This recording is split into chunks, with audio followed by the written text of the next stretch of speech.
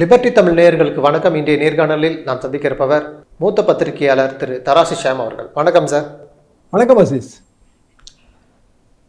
முதல்வர் மு.க. ஸ்டாலின், ராமதாஸ் அவர்களுக்கு இடையேயான அந்த பேச்சு வார்த்தை மோதல் இன்னைக்கு ஒரு உச்சத்தில் இருக்குன்னு சொல்லலாம்.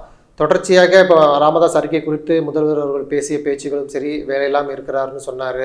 அதுக்கப்புறம் ராமதாஸ் அதுக்கு விளக்கம் கொடுத்தாரு. அவர் அளவுக்கு எனக்கு அரசியல் ஞான ஒளி இல்லை அப்படிங்கிறாரு.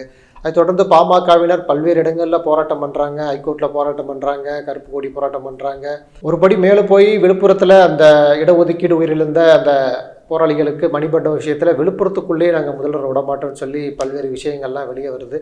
ஏற்கனவே இதற்கு முன்பு ராமதாஸ் அவர்கள் 10,000 பேர் கூட இல்லை, அந்த இதிலிருந்து ஒருத்தர் முதல்வராக இருக்கிறாரு, அவரை போய் நான் பார்க்கணுமா அப்படின்னு ஒரு கேள்வியெல்லாம் ஸ்டாலினை நோக்கி ராமதாஸ் அவர்கள் கேட்டிருந்தாரு. இப்போ ஒட்டுமொத்த வன்னியர்களையும் முதல்வருக்கு எதிராக திருப்புறாரா அப்படின்னு ஒரு கேள்வி இருக்கு. இந்த விஷயத்தை நீங்க எப்படி சார் பாக்குறீங்க? மருத்துவர் ராமதாஸ் அவர்களோட சமீபத்திய அறிக்கைகள் அவரோட ஒரு சீனியாரிட்டிக்கு சரியா இல்லைன்னு தான் நான் நினைக்கிறேங்க. Senior leader. நான் 85 காலகட்டத்திலிருந்து எனக்கு அவரை தெரியும். தராசு பத்திரிகையில எங்கள் போராட்டம் எதற்காகன்னு கட்டுரைத்தொடர் எழுதியிருக்காரு. சமூக நீதினா என்னன்னு பேசுறதுக்கு அந்த காலகட்டத்தில் அவரும் நானும் நிறைய கூட்டங்கள் அட்டன் பண்ணியிருக்கோம். சின்ன சின்ன ஊர்களுக்கெல்லாம் போயிருக்கிறேன். 89 பாமக துவக்கோளால பேசியிருக்கிறார். நல்ல நெருங்கிய நட்பு, ஒரு மரியாதைக்குரிய தலைவர். ஏன் சமீப காலமாக இவ்வளவு தூரம் அவர் இறங்கி பேசுறாருங்கிறது எனக்கெல்லாம் கொஞ்சம் வியப்பாகவும் இருந்துச்சு, அதிர்ச்சியாகவும் இருந்துச்சு. என்ன காரணம்னா, இந்த 10,000 பேர் கூட இல்லாத கூட்டங்கிறதுலாம் ரொம்ப தவறான சொற்பிரயோகம். அப்படியெல்லாம் நம்ம சொல்ல முடியாதுங்க. சரி, எம்ஜிஆர் காலத்துல அவர் முதல்வராகும் போது இல்லை 72 கட்சி ஆரம்பிக்கும் போது அவரை பற்றிய விமர்சனங்கள் இப்படிதான் இருந்தது. மக்கள் அதெல்லாம் புறந்தள்ளிட்டாங்க. எப்ப நம்ம மதராஸ் மாநிலமாக இருந்தோமோ அப்பமே இங்க எல்லா மொழிகளையும் சேர்ந்தவர்கள் எல்லாம் இங்க தமிழ் வாழ்றோம். இப்ப உதாரணமா மதுரை எம்பி அந்த காலகட்டத்துலங்க சௌராஷ்டிர மொழி பேசுறவங்க மட்டும்தான் மதுரை எம்பியாவே ஆவாங்க. உங்களுக்கே நல்லா தெரியும் மதுரையோட அந்த மதுரை எம்பி தொகுதியோட ஒரு ஜாதிய சமநிலைகள், என்னென்ன சமூகங்கள் என்ன அளவுக்கு எண்ணிக்கை பலங்கிறதுலாம் எல்லாருக்கும் நல்லா தெரிஞ்ச விஷயம்தான். ஆனா எப்போதுமே அவங்க தான் வந்துட்டு இருந்தாங்க. என்னன்னா அந்த பாரம்பரியம் அப்படி வந்துருச்சு. இப்பதான் அது மாறி இருக்கு. என்னோட காலேஜ் டேஸ்ல எல்லாம் நான் 67 காலேஜ் செகண்ட் இயர் படிக்கும்போது மதுரை எலெக்ஷனுக்கு எல்லாம் வேலை பார்க்கறேன். அந்த காலகட்டத்துல எல்லாம் அப்படிதாங்க இருந்துச்சு.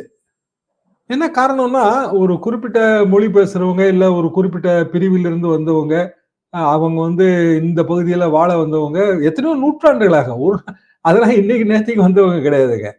அப்போ எதுல இருந்து நம்ம வரோம்? மதராஸ் ப்ராவின்ஸ், அதுவே பிரிட்டிஷார் உருவாக்கியது. அதுக்கு முன்னாடி இருந்தே எல்லாருமே இருக்கிறாங்க. அப்போ 10,000 பேர் கொண்டவர்கள் அப்படின்னு சொல்றதுல அர்த்தமே இல்லை. பாமகவோட லெட்டர் ஹெட்ல இருக்கிற படம் தந்தை பெரியாரோட படம். அப்ப தந்தை பெரியார் இவங்க என்னன்னு வர்ணிப்பாங்க? அது என்ன புரிஞ்சுட்டு பேசுறாருன்னு எனக்கு புரியல. ஏன்னா அவர் நல்ல சீனியர் பர்சன். அவர் ஒரு சாதாரண ஒரு மேடையில பேசுறவங்க மாதிரி ஆதங்கத்தின் வெளிப்பாடாக கூட இருக்கலாம். ஏன்னா இப்போ விஜயகாந்த் வந்தாரு, விருதாச்சலத்துல வெற்றி பெற்றாரு. இப்ப விஜயகாந்த் வந்தாரு, அவர் சம்பந்தமே இல்லாத விருதாச்சலத்துல வெற்றி பெற்றாரு. வரவங்க எல்லாருமே போட்டி கொண்டிருக்கணும். விஜய் அந்த இன்னும் சொல்லப்போனா அவங்க ஃபாதர் எனக்கு ரொம்ப க்ளோசஸ்ட் ஃப்ரெண்ட்ல ஒருத்தருங்க. இந்த விஜய் லயலா காலேஜ்ல விஸ்காம் படிக்கும்போது நான் அங்க கெஸ்ட் லெக்சர் எடுத்துட்டு இருந்தேன். விஜய், இந்த சூர்யா எல்லாம் என்னோட நண்பர் ஒருத்தருங்க. அவர் பேர் ராமு, மறைந்து விட்டார். ப்ரொஃபசர் ராமு. அவர் தான் விஸ்காம் அவர் பேராசிரியர். அவரோட அழைப்புல நிறைய பத்திரிகையாளர்கள் பேச போவோம். நானும் அதில் ஒருத்தர். அந்த காலகட்டத்துல இருந்து இவங்களெல்லாம் அறிமுகப்படுத்துவாங்க. ஏன்னா சிவகுமார் பையன், இவர் சந்திரசேகர் பையன் அப்படின்னு சொல்லும்போது அதுல ஒரு அறிமுகம் கிடைக்கும் இல்லைங்களா? அப்போ அவங்களோட பூர்வீகம்னு பார்த்தா ராம்நாடு, திருநெல்வேலி, இதுதான் பூர்வீகம். அவங்க மிஸ்ஸஸ் சைட்ல பாத்தீங்கன்னா அவங்கதான் யூகே. கலப்பு திருமணம். அவங்க தாயும் தந்தையும். அப்போ ஒரு பெரிய பேக்ரவுண்ட்ல இருந்து வராங்க. அவங்கள நீங்க இப்படி கொச்சப்படுத்தக்கூடாது. காரணம், இந்தியா முழுவதும் எல்லாரும் எல்லா இடத்துலயும் நம்ம வாழ்றோம், தேர்தலில் நிக்கிறோம். மும்பையில கூட தமிழர்கள் வெற்றி பெறாங்க. அமெரிக்காலேயே இன்னைய தேதிக்கு ட்ரம்போட முக்கிய ஆலோசகர்கள் இந்தியாவை சேர்ந்தவர்கள், பலரும் தமிழ்நாட்டை சேர்ந்தவர்கள். கமலா ஹாரிஸ் போட்டி போடும்போது தமிழ்நாட்டுல பூஜை நடத்துறாங்க, மன்னார்குடி பக்கம் ஏதோ ஒரு கோயில்ல. இப்போ அந்த மாதிரியான பிரிவினைவாதம் அது இன ரீதியாக, மொழி ரீதியாக, மத ரீதியாக பிரிப்பது தவறு. இப்ப பிஜேபி எதுக்கு எதுக்குறோம்? மத ரீதியா பிளவுபடுத்துறாங்கன்னு தானே எதுக்குறோம். அப்புறம் அதையே வந்து டாக்டரும் செய்யறதுல அர்த்தமே இல்லையே. ஏன் வந்து அப்படியான ஒரு ஒரு லோ லெவல் பாலிடிக்ஸ்க்கு அவர் போகணும் இவ்வளவு பெரிய சீனியாரிட்டிக்கு பிறகு? சரி, டாக்டர் அன்புமணி அவர்கள் அவரோட மகன் 89 பாமக துவக்கோளர்ல நான் பேசுறேன். இங்க சிறுநீரகம் திருப்பி கட்டி முடிக்கப்பட வேண்டும்ங்கிறது என்னோட ஒரு பார்வைங்க. நாங்க 67ல அண்ணாவோட சீரணி அது அண்ணா தான் உருவாக்குறாரு. அது இளைஞர்கள் அமைப்பு வந்து யூகேல பெரிய அளவுக்கு டெவலப் ஆகி வருது. அதாவது ஒரு 100-150 வருஷமா சட்டமே இருக்கு. அதெல்லாம் மனசுல வச்சுக்கிட்டு தான் அவர் இளைஞர்கள் பங்கு பெறுகிற ஒரு அமைப்பு சீரணி. அவங்க முதல்ல கட்டினது மெரினால சீரணியரங்கம். ரொம்ப லோவர் ரெண்ட்ல கிடைக்குங்க. நாங்கெல்லாம் எங்களோட நூல் வெளியீட்டு விழாலாம் வந்து ரொம்ப எளிமையான செலவுல அங்க வச்சிருவோம். நைட்டு பேசுன மாதிரி ஆச்சு. பீச்சுக்கு காத்து வர்றவங்களே வந்து கூட்டத்திலேயே கலந்துக்குவாங்க. நூல்களும் விற்கும். ஒரு எழுத்தாளனுக்கு கிடைக்கிற கௌரவமா இருந்துச்சு. அதை ஜெயலலிதாமா வந்து அநியாயத்துக்கு இடிச்சு தள்ளிட்டாங்க. நம்ம கட்டாமலே இருக்கோம். இன்னும் கட்டணுங்கிறது தான் என்னோட கோரிக்கை. அந்த சிறுநீரங்கத்துல பாமக கூட நடத்துது. அதாவது அண்ணா உருவாக்கிய சிறுநீரங்கத்துல பாமக துவக்க விழா. பெரிய கூட்டம். நானும் பேசுறேன். அப்ப டாக்டர் 5 சத்தியம் பண்ணாரு. ஒரு சத்தியம், முக்கியமான சத்தியம் என்னன்னா, என் குடும்பத்தை சேர்ந்தவர்கள் யாரும் வந்து அரசியலுக்கு வர மாட்டாங்க. நானும் அரசியல்ல எந்த பதவியும் வகிக்க மாட்டேன். என் கால் வந்து கோட்டையிலேயே படாது. இதெல்லாம் அவரோட சபதம். அதெல்லாம் என்ன ஆச்சுன்னு எல்லாருக்கும் தெரியும். அப்போ அன்புமணி அவர்கள் மன்மோகன் சிங் அமைச்சரவையில அவர் எம்பியாவே இல்லாம தான் கேபினெட் மினிஸ்டர் ஆனாரு. அதுக்கு பிறகு அவர் ராஜ்யசபா எம்பி கொடுத்தது யாருங்கிறது எல்லாருக்கும் தெரியும். இன்றைய தேதி வரைக்கும் அன்புமணி அவர்கள் நேரடியாக தேர்தலில் போட்டி போட்டு வெற்றி பெற்றதை விட ராஜ்யசபா எம்பியாக இருந்த காலகட்டம் தான் அதிகம் இல்லையா? இன்னைய வரைக்கும். இன்றைக்கும் வந்து பிஜேபி அமைச்சரவையில் ஒரு இடம் கிடைக்கும்னு எதிர்பார்க்கறது எதை வச்சு எதிர்பார்க்கறாங்க? அவங்க ராஜ்யசபா எம்பிங்கிறத வச்சுதான் எதிர்பார்க்கறாங்க. பிராக்டிக்கலா பாமகவோட நிலைமைங்கிறது இதுதான். அப்ப வன்னியர் ஓட்டு வங்கி திமுகவிடம் வந்து பிரிக்க முயற்சி அப்படின்னா, அப்ப வன்னியர் ஓட்டு வங்கியை மட்டும் வந்து பாமகவுக்குன்னே எழுதி கொடுத்துட்டாங்களா என்ன? அப்படி கிடையாதுங்களா? நம்ம ஷிஃப்ட் ஆயிட்டே தானே இருக்கு. பலமுறை வந்து வன்னியர்கள் நிறைந்த பகுதிகளிலேயே பாமக வந்து வெற்றி பெறல. 89ல கட்சி துவங்கின உடனே நவம்பர்ல தேர்தல் வருதுங்க, லோக்சபா தேர்தல். அப்போ காங்கிரஸ் கட்சி ராஜீவ்காந்தி திருப்பி பிரதமர் ஆகணும், கம்பல்ஷன். தேசிய கட்சிக்கு கம்பல்ஷன் வந்தா எந்த மாநிலத்தில் வேணாலும் எப்படி வேணாலும் கூட்டணி வச்சு எம்பி சீட்டு பிடிக்க முடியுமான்னு பார்ப்பாங்க. இங்க வந்து கலைஞர் ஆட்சி. ஜெயலலிதா அவர்களோடு ராஜீவ்காந்தியை கூட்டணி வைக்கணும்னு விரும்பினாரு. அதுக்கு வந்து இடைஞ்சலாக இருந்த மூப்பனார் அவர்கள் காங்கிரஸ் கட்சி தலைவர் பதவியிலிருந்து அகற்றப்பட்டார். பெரிய வேடிக்கை என்னன்னா, மூப்பனாரை முதல்வராக கொண்டு தான் ராஜீவ்காந்தியே வந்து ஒரு சில மாதங்களுக்கு முன்பு வரை தமிழ்நாட்டில் பிரச்சாரம் பண்ணிட்டு இருந்தாரு. அந்த மூப்பனாருக்கே பதவி இல்லை, வாழப்பாடி ராமூர்த்தியை கொண்டு வந்தாங்க. என்ன காரணம்னா, அதிமுகவோட அவர் தான் பேச்சுவார்த்தை நடத்த சரியான ஆளுன்னு. அதிமுக கூட்டணி வருது, காங்கிரஸ் கூட்டணி. பாமக நாங்க தனியா நிக்க போறோம்னு சொல்லிட்டாங்க. அப்போ வாழப்பாடி என்னைய கூப்பிட்டாரு, நீங்க பேசுங்க அவர்கிட்ட. சிம்பிள் ஃபார்முலா என்னன்னா, ஒரு தொகுதியில அதிகமான ஜாதி எண்ணிக்கை உள்ளவங்களை தான் எல்லா கட்சியும் வேட்பாளராக நிறுத்தும். அப்போ உண்மையிலே பழுபட போறது எதுன்னா மெஜாரிட்டி கம்யூனிட்டி ஓட்டு தான். அப்ப யார் ஜெயிப்பாங்க அப்படின்னா, மெஜாரிட்டி இல்லாத கம்யூனிட்டியோட நம்பிக்கையை யார் பெறாங்களோ அவங்க தான் ஜெயிப்பாங்க. வன்னியர் தொகுதியில எல்லா கட்சியும் வன்னியரை போடும்போது நான் வன்னியர் ஓட்டு தானே முக்கியம். நீங்க அதை டாக்டர்கிட்ட எடுத்து சொல்லுங்க. ஏன்னா பாமக கான்ஸ்டிடியூஷன் டிராப்டிங் இதுல எல்லாம் நான் பங்கு வச்சிருக்கேங்க. நான் போய் பார்த்தேன். இந்த மாதிரி வாழப்பாடி அதிமுக காங்கிரஸ் கூட்டணிக்கு பாமக வந்துடட்டும், முதல் தேர்தல் அவங்களுக்கு வந்து ஒரு 2-3 சீட்டு கொடுப்போம், எம்பி தொகுதி சீட்டு. பாண்டிச்சேரியில வந்து கொஞ்சம் கணிசமான தொகுதி கொடுப்போம். இதெல்லாம் அவர் சொல்லி அனுப்பினாரு. நான் டாக்டர் சொன்னோன்னா, டாக்டர் என்ன சொன்னாருன்னா, ஷியாம் உங்களுக்கு அரசியல் தெரியல, நம்ம பாமக ஜெயிக்க போற எம்பிக்கள் எண்ணிக்கையை வைத்து தான் மத்திய அரசாங்கம் இனி ஆட்சி அமைக்கும். பாண்டிச்சேரியில நம்ம ஆட்சியை பிடிக்கிறோம், இதை நீங்க வாழப்பாடிட்டு சொல்லுங்க.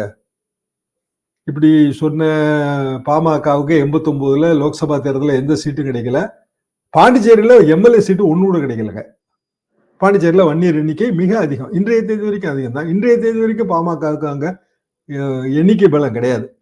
கூட்டணி வச்சாதான் ஜெயிக்க முடியும். அப்போ இப்பேற்பட்ட ஒரு கால்குலேஷன் வச்சிருந்த டாக்டர் 96ல அதே வாழப்பாடி ராமூர்த்தியோட தான் கூட்டணி வச்சாரு. ஜெயலலிதாவுக்கு எதிரான கூட்டணி. 4 தொகுதி சட்டமன்ற தொகுதியில ஜெயிச்சாங்க. 98ல ஜெயலலிதாவுடைய திருப்பி கூட்டணி. 5 மக்களவை தொகுதி. அடுத்த வருஷம் வந்து திமுகவோட கூட்டணி, திமுக பாஜக கூட்டணிக்குள்ள வந்துட்டாங்க. அப்போ கூட்டணி கணக்கு எதுல இருந்து வருது? வெற்றி கணக்குல இருந்து தான் வருது. வின்னபிலிட்டியை பார்த்து கூட்டணி, அவ்வளவுதான். கூட்டணிக்கு நீங்க கொள்கைகள்லாம் எப்பவும் பாக்குறதே கிடையாது. அதுவும் ஒரு கேள்வியா இருக்கும். ஏன்னா முன்னாடி இப்போ நீங்க சொன்னது போல வெற்றி கிடைத்தது. இப்போ கடந்த ஒரு 10 வருடங்களுக்கு மேலாக பாமகவுக்கு வெற்றி என்பது ஒரு பெரிய விஷயமா இருக்கு. இப்போ நடக்கக்கூடிய விஷயங்களை பார்த்தா இப்போ பல்வேறு இடங்களில் பஸ் கண்ணாடி உடைப்பு, இப்போ விழுப்புரத்துக்குள்ளே விடமாட்டேன் அப்படின்னு சொல்கிறதுல நம்ம 90 காலகட்டத்தில் கேள்விப்பட்டிருக்கோம். இப்போ மீண்டும் இந்த பஸ் கண்ணாடி உடைப்பு, ஒரு ஏரியாக்குள்ளே விடாமல் இருக்கிறது, இதெல்லாம் வந்து என்ன மாதிரியான அரசியல் பார்க்குறீங்க? மக்கள் மத்தியில் செல்வாக்கு போகுங்க. சரி, 87 சாலை மறியல், இடஒதுக்கீடு சாலை மறியல் நான் ரொம்ப நல்லா ஞாபகம் இருக்கு. திமுகவுக்கு அப்போ 30 விழா, வழக்கமாக நடத்துகிற 30 விழாங்க. அதாவது அண்ணா பிறந்த நாள் விழா, அதை வச்சு நடத்துறது. கேடர்ஸ் வந்து ரிட்டர்னிங் 30 விழா முடிச்சுட்டு ரிட்டர்ன் பண்றாங்க. எம்ஜிஆர் ஆட்சி, எம்ஜிஆருக்கு உடல்நலம் குண்டி இருந்தது. இந்த இடஒதுக்கீடு போராட்டங்கள் கழித்த சில மாதங்கள்ல அவர் இயற்கை எய்து விட்டார். அப்போ டாக்டர் வந்து வன்னியர் சங்கம் தான், பாமகவே வரல. அப்போ வன்னியர் சங்கத்தோட கோரிக்கை 20% இடஒதுக்கீடு, 2% மத்திய இடஒதுக்கீடு, 20% மாநில ஒதுக்கீடு, 2% மத்தியில ரிசர்வேஷன்.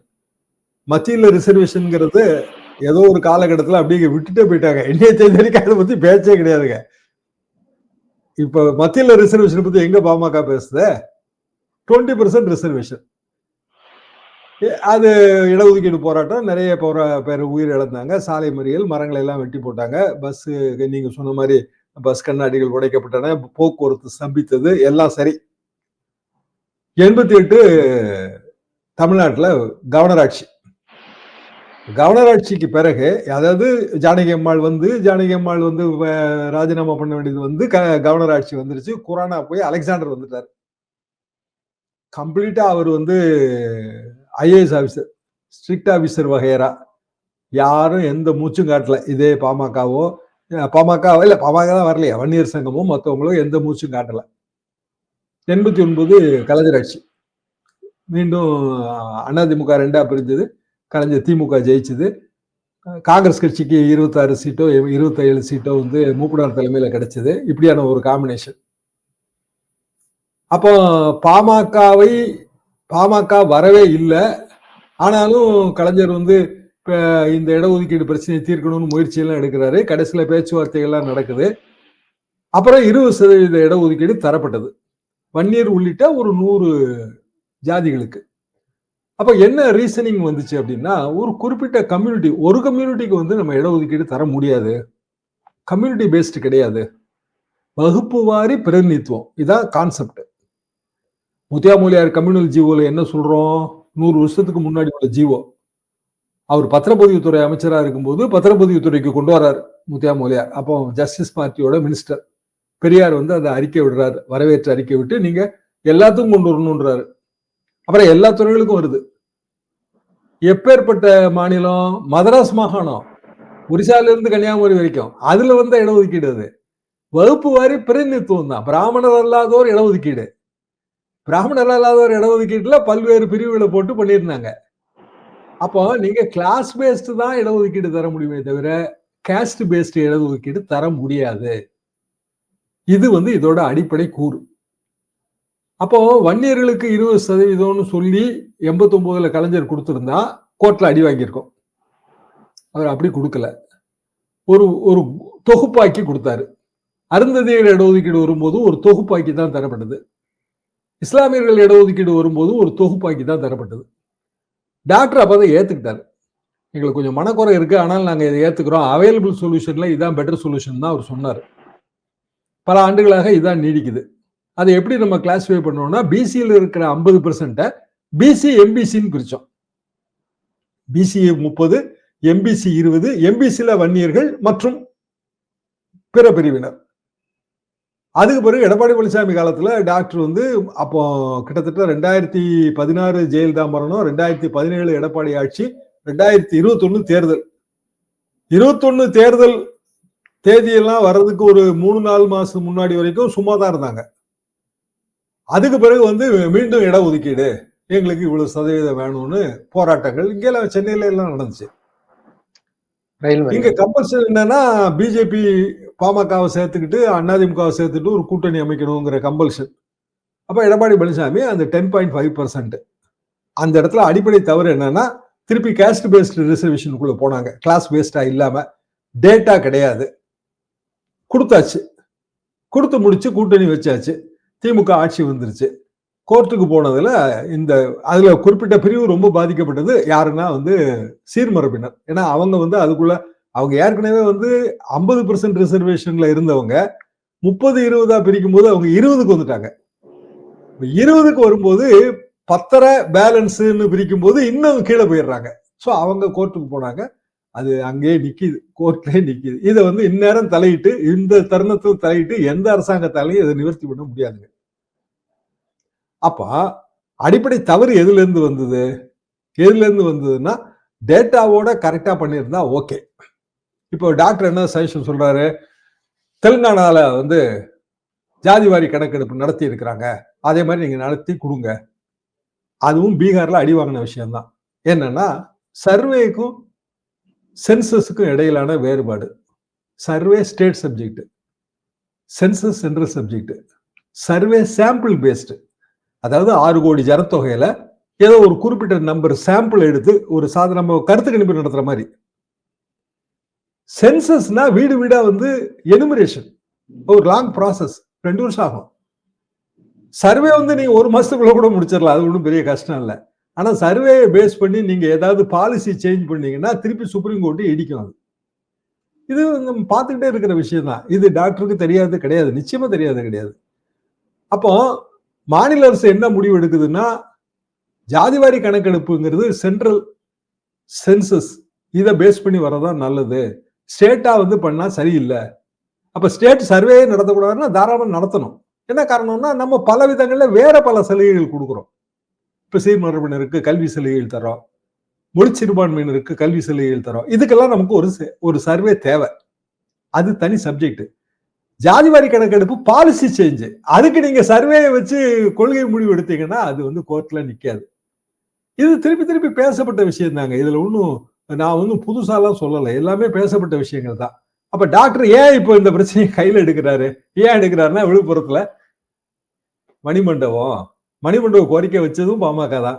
மணிமண்டபத்துல தியாகிகள், சமூக நீதி போராளிகள், அவங்களுக்குன்னா அது இறந்தது வன்னியர் சங்க போராளிகள் தான். பாமக அப்ப கிடையாது. வன்னியர் சங்கம்ங்கிறது பிராட் பேஸ்ட் அமைப்புங்க. அதுக்கு பிறகு வன்னியர் சங்கங்கள் அதுவும் பல கூறாகலாம் பிரிஞ்சு போச்சு. ஆனா 87ல எல்லாரும் ஒற்றுமையா இருந்தாங்க. அப்போ உயிர் நீத்தவர்களுக்கான மணிமண்டபம் இப்பதான் அதை நம்ம கட்டி முடிச்சு திறக்கிறோம்.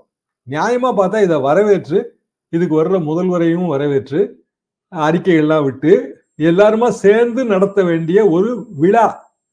ஆனா அன்பார்ச்சுனேட்லி ரொம்ப துரதிருஷ்டவசமாக இதுக்குள்ள மீண்டும் ஒரு முறை பழைய அரசியலை கொண்டு டாக்டர் புகுத்துறாரு. அது என்னை கேட்டா அது ரொம்ப பெரிய தவறுன்னு நான் நினைக்கிறேன். இறுதியாக சார், இப்போ எடப்பாடி அவர்கள் வன்னியர்களுக்கு அந்த 10.5 இடஒதுக்கீடு கொடுத்தாரு. இப்போ இந்த விஷயத்துல இப்போ ராமதாஸ் அவர்கள் குறித்து முதல்வர் பேசினதுக்கு பாஜக, சீமான் உட்பட பல்வேறு கட்சி தலைவர்கள் கண்டனம் தெரிவிக்கிறாங்க, மன்னிப்புன்னு சொல்றாங்க. ஆனால் எடப்பாடி அவர்கள் எந்த விதமான கருத்துமே சொல்லலை. அதற்கு பின்னாடி உள்ள காரணம் என்னன்னு நீங்க பாக்குறீங்க? இது பழைய அரசியல் தாங்க. அதாவது அவர் என்ன நினைக்கிறாருன்னா, பாமக எப்படியாவது பிஜேபி கூட்டணியில இருந்து நம்மளோட சேர மாட்டாங்களான்னு அவர் நினைக்கிறாரு. வரமாட்டாங்க. சிம்பிள் ரீசன் என்ன, அவங்க எதை எய்ம் பண்றாங்க அப்படின்னா, அன்புமணி அவர்களுக்கும் மத்திய பதவி, அதைத்தான் அவங்க எய்ம் பண்றாங்க. அன்புமணிக்கு கொடுக்கல அப்படின்னா ராஜ்யசபா ரூட்ல சௌமியா அவர்களுக்கு கொடுக்கணும்னு அவங்க எதிர்பார்ப்பாங்க. சௌமியா அவர்களையும் ரொம்ப நல்லா தெரியுங்க, எல்லாருக்கும் நல்லா தெரியும். நாங்க அவங்களோட 2004 லைலா காலேஜ்ல கருத்தரங்குக்கு வேலையெல்லாம் பார்த்துருக்குறோம். அவங்க உண்மையிலே தருமபுரியில ஜெயிப்பாங்கன்னு தான் நான் எதிர்பார்த்தேன். அவங்க இந்த மாதிரி இன்னொரு தலைமுறை வரத்தான் செய்யணும், அதுல எல்லாம் எனக்கு மாற்றுக்கிறது இல்லைங்க. அதாவது டாக்டர் அன்புமணி வருவதை நாம் வரவேற்கிறோம், உதயநிதி வருவதை அவர்களும் வரவேற்கணும்ல. அப்போ நீங்க உதயநிதி வரும்போது அதுக்கு வேற கலர் பூசுறீங்க. நீங்க தான் சத்தியம் பண்ணி கொடுத்தீங்க எங்க குடும்பத்துல இருந்து யாரும் வரமாட்டாங்கன்னு. அன்புமணியும் வந்துட்டாங்க, சௌமியாவும் வந்துட்டாங்க. ஆனா அவங்கள உண்மையிலேயே வரவேற்கத்தான் செய்யணும். என்ன காரணம்னா, அவங்க தனிப்பட்ட முறையில முயற்சிகள் எடுக்கிறாங்க, ஜெயிக்கிறாங்க, மக்களை சந்திக்கிறாங்க, மக்களை சந்தித்து தான் வராங்க. உதயநிதியும் தனிப்பட்ட முறையில முயற்சி எடுக்கிறாரு, மக்களை சந்திக்கிறாரு, அதுக்கு பிறகு ஜெயிக்கிறாரு, எம்எல்ஏ ஆறாரு, அப்புறம் ஒரு மினிஸ்டரா இருக்காரு, அப்புறம் திருப்பி துணை முதல்வர் ஆறாரு. இப்போ இந்த இடத்துல அரசியலுக்கு வாரிசுகள் வரவே கூடாதுன்னு நீங்க சொன்னீங்கன்னா, அப்படின்னா ஏக்நாத் ஷிண்டே அவரோட மகனை வந்து ஏன் வந்து டெப்டி சிஎம் ஆக்கணும்னு இப்ப முயற்சி பண்றாரு? ஏக்நாத் ஷிண்டேவும் முதலமைச்சர், ரைட்டுங்களா? அவர் வந்து டெப்டி சிஎம்மா கீழமை பதவியில வைக்க தயார் இல்லை. பிஜேபி கண்டிப்பாக சிஎம் பதவி அவங்களுக்கு தான் முடிவு பண்ணிட்டாங்க. பட்னாவிஸ் வரலாம், இல்ல வேற யார் வேணாலும் வரலாம். 2 டெப்டி சிஎம், ஒன்னு அஜித் பவார் கட்சிக்கு, இன்னொன்னு சிவசேனாவுக்கு. சிவசேனானா என்னுடைய மகன் வரட்டும்னு நினைக்கிறேன். மகன் இப்போ லோக்சபா எம்பியா இருக்காரு, அவர் எம்எல்ஏ கிடையாது. நான் வந்து எப்படி கீழே பதவியில உட்கார முடியும்? எனக்கு வேற பதவி இல்லைன்னா நான் வந்து இதா இருக்கேன், கன்வீனரா இருக்கேன்றாரு. அப்போ அதை நோக்கி தான் இது போகுது. மகாராஷ்டிரா பாலிடிக்ஸ் அதை நோக்கி தான் போகுது. இத மாதிரியான பொலிட்டிக்கல் மூவ்ஸ் நீங்க எல்லா இடத்துலையும் பார்க்கலாம். எடப்பாடி பழனிசாமி அவர்களையே அந்த பகுதியில் இருக்கிற அதிமுக எப்படி குற்றம் சாட்டுதுன்னா, அவரோட பையன் மிதுன் அவருக்கு வந்து அரசியல் முக்கியத்துவம் தராரு, அப்படித்தான் குற்றச்சாட்டு. இது நீங்க தொடர்ந்து பார்க்கலாம். தமிழ்நாட்டு அரசியல்ல காமராஜர், எம்ஜிஆர், ஜெயலலிதா இந்த 3 பேருக்கும் அவங்க வந்து காமராஜர் அவர்கள் திருமணம் பண்ணிக்கல, ஜெயலலிதா அவர்கள் திருமணம் பண்ணிக்கல, எம்ஜிஆர் அவர்களுக்கு குழந்தைகள் இல்லை. இவங்களோட வாரிசுகள்னு அரசியல்ல இல்லை. அண்ணாவோட வாரிசுகள், அண்ணாவுக்கு நேரடி வாரிசுகள் இல்லை, ஆனா அவரோட வளர்ப்பு மகன் மூலமாக வாரிசுகள் இருக்கு. அவங்களும் அரசியலுக்கு வர விரும்பல. அவங்க வந்து எல்லாருமே வந்து சிவில் சர்வீசஸ் எல்லாம் எழுதி ஐபிஎஸ், ஐஏஎஸ், ஐஆர்எஸ் ஆபீசர்ஸா இருக்காங்க, பதவியில இருக்காங்க. இதுதான் தமிழ்நாடோட சரித்திரம். பக்தவச்சலம் அவர்கள் பக்தவச்சலம் வழியில வந்த ஜெயந்தி எல்லாம் வந்து எம்பி ஆயாச்சு. ஸோ ஒவ்வொரு காலகட்டத்திலையும் வந்துங்க அரசியல் ரீதியாக அடுத்தடுத்த கட்ட வாரிசுகள் வந்தாங்களா வரலையான்னு கேட்டா 80% வந்திருக்காங்க. சாதாரண கட்சி அமைப்புகள்ல பாத்தீங்கன்னா கூட இப்ப எங்க ஒன்றிய செயலாளரை தாத்தா, மகன், பேரன், இது பெர்மனண்டா பார்க்கலாம். திமுக சொல்றேன். எதுக்காக நான் அதை சொல்றேன் அப்படின்னா, பல நேரங்கள்ல சித்தாந்தங்களை கடத்துவதற்கு, எதிர்கால தலைமுறைக்கு நமது பழைய வரலாறை நினைவுபடுத்துவதற்கு பல நேரங்கள்ல இது தேவைப்படுதுங்க. இல்லைன்னா நம்ம உண்மையிலே மறந்துடுவோம். தமிழ்நாட்டுல வந்து என்ன அரசியல் சித்தாந்தம், இடஒதுக்கீடுனா என்ன, இவ்வளவு நம்ம சொல்றோம்ல. இப்போ 100 வருஷம் பழமையான ஒரு கொள்கை. அயோத்திதாச பண்டிதர் பெரியாருக்கே ஒரு குரு இடஒதுக்கீட்டுல. அப்பேற்பட்ட வழியில நம்ம வர்றோம். தமிழ்நாடோட அரசியல் பாரம்பரியம் இது. இங்க வரக்கூடாத சக்தி எதுங்கிறத நம்ம டிசைட் பண்றோம். வரக்கூடாத சக்தி எது அப்படின்னா வலதுசாரி பிற்போக்குவாதம். அது வரக்கூடாத சக்தி. அப்படி டிசைட் பண்ணி தான் நம்ம அரசியலே கொண்டு போறோம். அப்ப அதை எப்படி நீங்க இளைய தலைமுறை கொண்டு போவீங்க? இளைய தலைமுறை அரசியலுக்குள்ள கொண்டு வந்தா தானே கொண்டு போக முடியும். விவசாயியோட மகன் விவசாயம் இல்லாம வெளிநாட்டுக்கோ இல்லைன்னா வந்து சாப்ட்வேர் இன்ஜினியரா போகும்போது விவசாயம் பாழ்படுதா, பாழ்படலையா? எவ்வளவு நிலங்கள் தரிசு நிலங்களா கிடைக்க? ஏன்னா அடுத்த தலைமுறைக்கு விவசாயத்தை பற்றிய ஆழமான ஒரு சந்தோஷத்தையும் அனுபவத்தையும் நம்ம கொடுக்கல. வெறுமனே வந்து ரூபானா பைசாவா கால்குலேட் பண்ணிட்டோம். அப்ப அரசியலே நீங்க அப்படி கால்குலேட் பண்ணீங்கன்னா அடுத்தடுத்த தலைமுறையில இல்லாம போயிடும். நம்மளோட டோட்டல் அரசியல் பாரம்பரிய அந்த சங்கிலியே அருந்து போயிடும். நான் வந்து உண்மையிலேயே அரசியலுக்கு அடுத்தடுத்த தலைமுறை வருவதை, இன்னும் சொல்ல போனா குறிப்பாக பொலிட்டிக்கல் ஃபேமிலிஸ்ல இருந்து வர்றதை நான் உண்மையிலேயே ஆதரிக்கிறேன். அதான் சரி. அப்போ இங்கேயும் தான் உதாரணம் இருக்கு. அன்புமணி அவர்கள் உதாரணம் வச்சிருக்காங்களே. அவர் எதுக்கு டாக்டர் வந்து இப்படியான ஒரு முரண்பாடான நிலை எடுத்து பேசுறாரு? இந்த இடம் தான் அதுல வந்து ஒரு வேடிக்கையான, அதே நேரத்துல கொஞ்சம் வேதனையான நிலைப்பாடு. நன்றி சார். நிறைய அனுபவம் வாய்ந்த நல்ல பயனுள்ள தகவல்களை நேயர்களுக்கு சொல்லியிருக்கீங்க. உங்களுடைய பயனுள்ள நேரத்துக்கு மிக்க நன்றி.